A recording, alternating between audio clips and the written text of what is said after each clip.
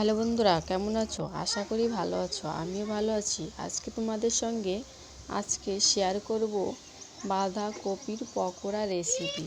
এখানে আমি বাঁধাকপিটা কুচিয়ে কেটে নিয়েছি লঙ্কা কুচি, পেঁয়াজ কুচি আর চালের গুঁড়ো, আর নেব বেসন, আর স্বাদ মতন লবণ, একটু হলুদের গুঁড়ো,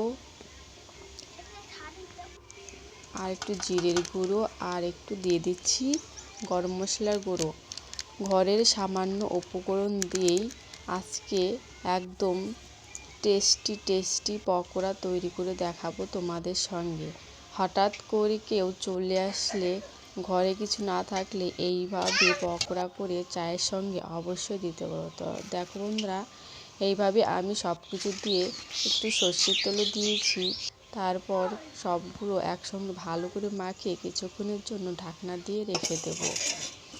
তারপর কিছুক্ষণ পর ফিরে আসলাম। দেখুন বন্ধুরা, এখানে দিয়েছি আমি কটা মটরশুঁটিও দিয়ে দিয়েছি।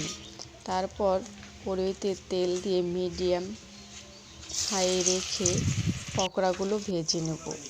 একবার এরকম করে খাবে, আশা করি খুব ভালো লাগে, আর খেতেও খুব ভীষণই মজা, খেতেও টেস্টি খুব। যাকেই খাওয়াবেন সেই আপনাকে প্রশংসায় পঞ্চমুখ করবে। আর বাইরে খাবার খেতে হবে না, ঘরের এই সামান্য উপকরণ দিয়ে এত সুন্দর টেস্টি চায়ের সঙ্গে পকোড়া বানিয়ে ঝটপট খেতে পারবে। আর খুব অল্প সময়ের মধ্যেই হয়ে যাবে। একদিকে চা বসাবে, আর একদিকে পকোড়া রেডি হয়ে যাবে। কেউ আসলে চা আর পকোড়া একসঙ্গে তৈরি করে দিতে পারবে। আর দেখো বন্ধুরা, কি সুন্দর হয়েছে।